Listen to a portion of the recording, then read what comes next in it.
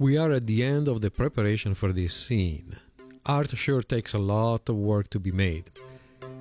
In this lesson, we will be learning how to change the lights in Lux while the image is rendering, and we will also learn a useful technique for post-processing our images in Photoshop. Let's begin. One operation that we need to perform when preparing a scene for rendering is to click on the Output tab and set the path for the scene file and the resulting image file. The rendering process goes through the process of exporting the studio scene to a file written using the Lux scene file format. Reality then calls Lux and tells the program to render the scene described in that file. It's generally a good idea to place the Lux scene file together with your DAZ scene file. I usually create a directory called renders in the same place where the .daz file is, and I set the output to go in that directory. For this scene, I will use the name magdalena.lxs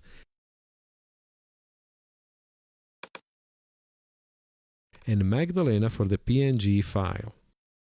I often set the render resolution to HD at 1280 by 720. This size uses the 16 by 9 aspect ratio that fits widescreen TVs and monitors. It's ideal for video animation and has plenty of resolution.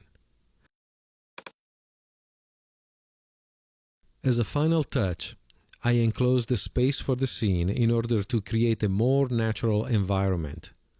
Since we have swords and other reflective surfaces, there is always the risk of creating unnatural reflections if the space in front of the subject is completely empty. This is just a personal preference. So I added 3 cubes, flattened and resized them a bit, and then positioned them as if they were walls. I set the walls to a shade of gray and changed the material to matte. I believe that this creates a more realistic environment and that it can affect the light of the scene. We can now click on Render Frame and start our render. To create the final image, I adjusted the light values to shift the balance of light a bit. The light from the window is a tad too bright, so I lowered it to 90% of the gain. I also made it a bit warmer by shifting the color temperature from 6500 Kelvin to 6133. The background light is the one lighting the big plane behind the window. That is way too bright, so I lowered it to half intensity. I also made that light a lot warmer by changing the color temperature to 5000 Kelvin. The hair light is so close to the subject that it is way too hot and makes the right shoulder very overexposed. I lowered the intensity to 0.05, and we still have a nice effect for the backlit hair. The shoulder still loses a bit of a definition, but the effect is not bad and it's gradual, very much like what film does. We will see later how this will be reduced even further. The top light was something that I tried, but I didn't like how it worked out, so I simply disabled it. The side light, our softbox, is set to be a bit brighter at 1.1 and quite a bit colder with the color temperature set at 7451. I really wanted a contrast of bluish light on the side of the character. Finally, the eye light, the one right in front of the warrior, is set to a gain of 5 to really make the face stand out and create that large reflection in her eyes. This brings the balance of light to a result that I like, very dramatic with a good play of light. The window in the background is a nice framing element without becoming distracting. To add the final touch, I will load the film response file, or FRF. The film response function is another great feature of Lux that adds that final level of realism to your images. While we shoot photos with digital cameras, for more than a century, photos have been mainly created with film, Film has a very specific way of rendering colors and levels of light based on the formulation of the emulsion. Over the past decades, many different types of films, also known as film stocks, have been created by Kodak, Fujifilms, and others. Each one with a different way of reacting to light and each one with a different color response. We also had plenty of black and white film stocks. Even in that case, the level of contrast shown by the black and white film could be different from stock to stock. Film has generally a nicer way of handling highlights than digital. Blacks are also handled in a smoother way. Generally, when film reaches the limit of the light range, too bright or too dark, the reaction of film is more gradual than digital medium. For example, if you have an overexposed spot, film generally reaches the point where the spot is white more gradually than digital. Since that behavior is closer to how our eye works, having a way of recreating the film look is generally a very welcome feature. All modern movies shot with digital cameras are subsequently post-processed to apply a film simulation effect. Lux has the ability to load a file that describes the response curve of a specific, real film stock. When you load that file, the image is modified as if it were processed with a camera using that specific type of film. The result can dramatically improve your image and give it a more professional, less digital look without having to spend time in Photoshop or other post-process software. To do this operation, we expand the Gamma plus Film Response section of Lux and click on the drop-down list of film response files. One of my favorite presets is the Agfa Color Optima 2 200CD. It applies a nice effect on the highlights and dark tones of the image without adding any tint to it. The resulting image has an added luster that is not present in the unprocessed version. When applying this film response, you might find that certain parts of the image become quite dark, possibly too dark. In that case, I increase the gamma just a bit to lower the contrast. In our case, we change it from 2.2, the default, to 2.3. This gives us a little more definition for the dark wall in the background without affecting the rest of the image. If you're not familiar with gamma, also known as gamma correction, this number adjusts the balance of midtones in the image.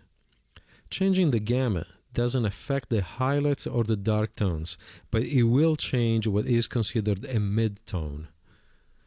The effect is generally to change the contrast of the picture. Lower values tend to darken the picture and higher values tend to brighten it. It's perfectly fine to adjust the gamma, but be careful. Make only very small adjustments. For this picture, the increase in gamma brings out some details in the background wall.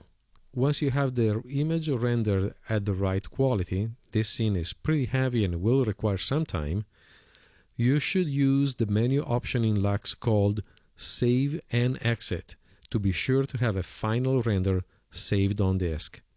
But before you do this, there is a very interesting feature that we need to try.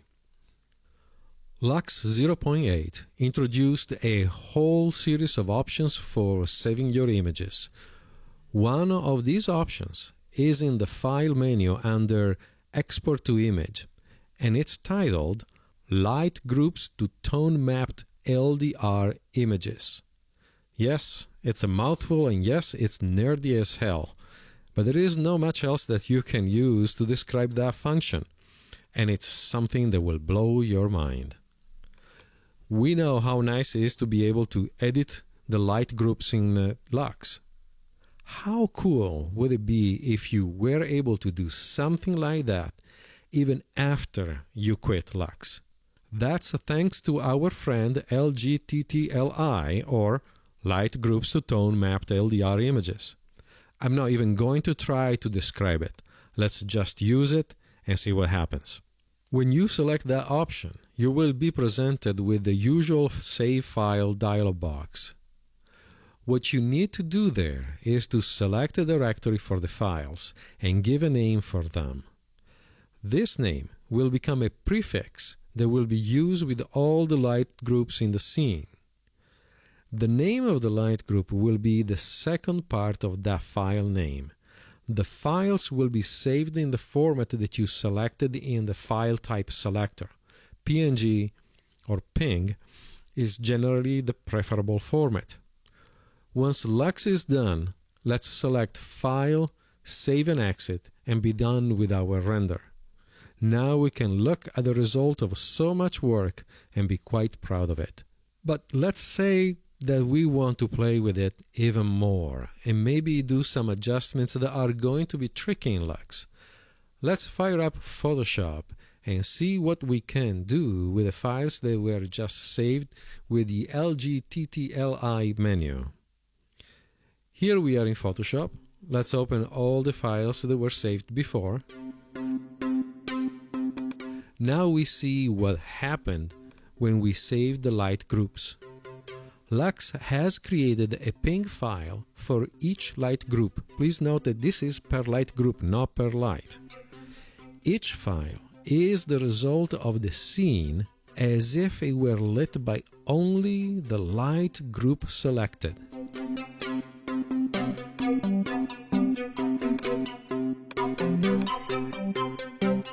It's instant Photoshop layer creation in Lux. Now let's take all these files and stack them together as layers in a single Photoshop image. I'll go to the File menu, click on Scripts, and select Load Files into Stack. After a little bit of processing, we are greeted by a new file that has all the images stacked together as layers.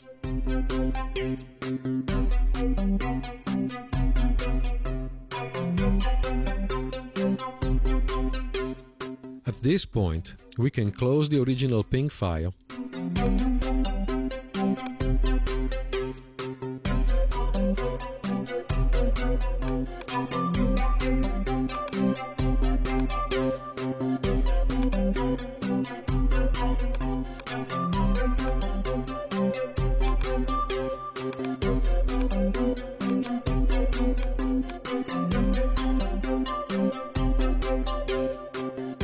and then double-click on each layer in turn to rename it to a shorter version so that we can see clearly the light represented by each layer.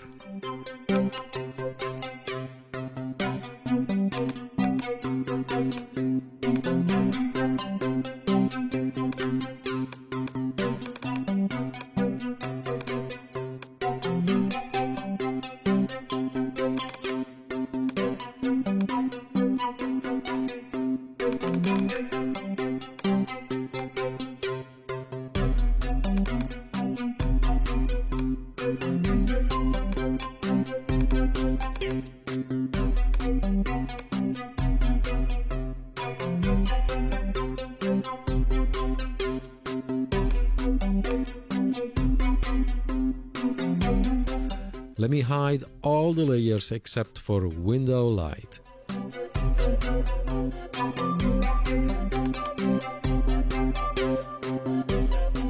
Now, if I click on the eye for the sword light layer, on and off, we can see the effect, the difference between layers.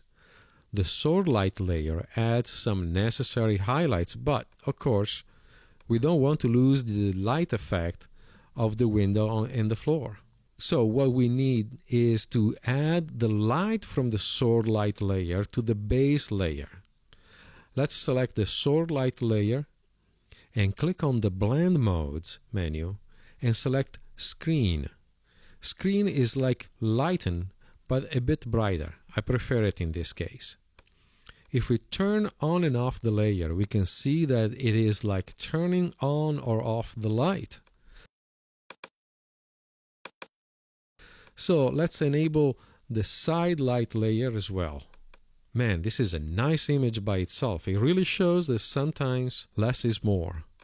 Let's change the blending mode to screen as well. If we alt-click on the visibility of the side light layer, we see it in isolation, and that shows all the pixels that will be affected. We can then change the opacity of this layer to make its effect less prominent. By using the opacity level, we effectively dim the lights of that layer in Photoshop.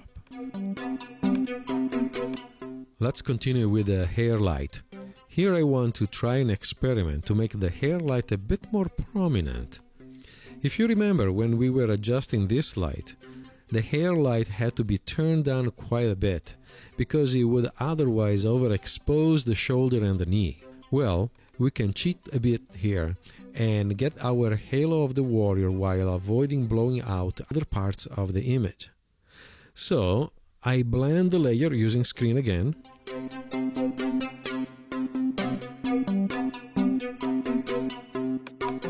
I then use the lasso tool to select just the hair zone.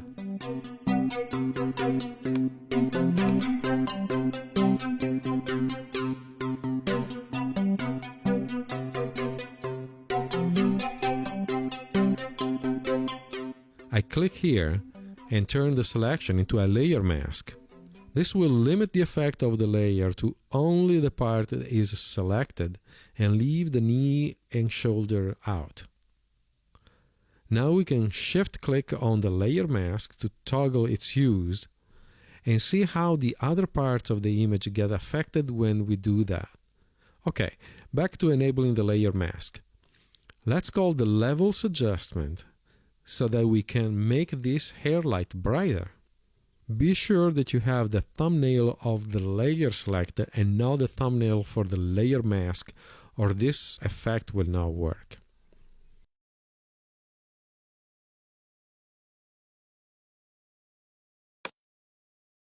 We are going to simply click and drag the highlights marker and move it to the left. This increases the brightness of the layer. If we toggle the preview checkbox, we can judge the before and after effect while we see that the shoulder is not overexposed. Great.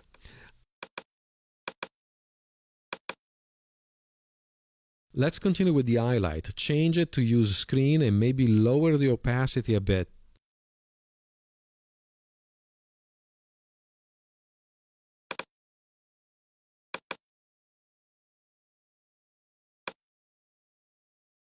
Around 78% seems to do the trick. Let's enable the BG Lights layer and set it to screen as well.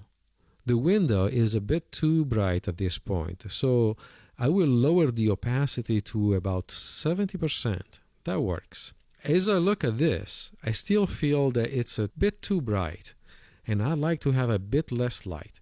Let's go back to the side lights layer and lower the opacity a bit. Yes, at about 37% seems to work. If we compare the two versions of this image, the one straight from Lux and the adjusted one, we don't see much difference. The hair is a bit nicer, but overall the difference is very subtle. What is important is that we have this level of control, which is another amazing feature of Lux. If you keep in mind the possibilities that you have when learning the workflow of working with Reality and Lux, you will find many different ways of actually saving a lot of time and have fun in doing it. Alright, this was a fun project to work on and a good opportunity to touch on many different topics. In this lesson, you have learned how to change the balance of lights in Lux while the image is rendering. This functionality is something that you can't find easily, not even on rendering software costing thousands of dollars. Most importantly than anything, it's a great creative tool. We also learned that we can split all the light groups in our render scene into separate images and that we can remix the final composite in Photoshop to change it at any time without needing to re-render. This power of isolating each single light group is another exceptional value. In the next video, we are going to add a whole lot of atmosphere to our renders. Fog is coming.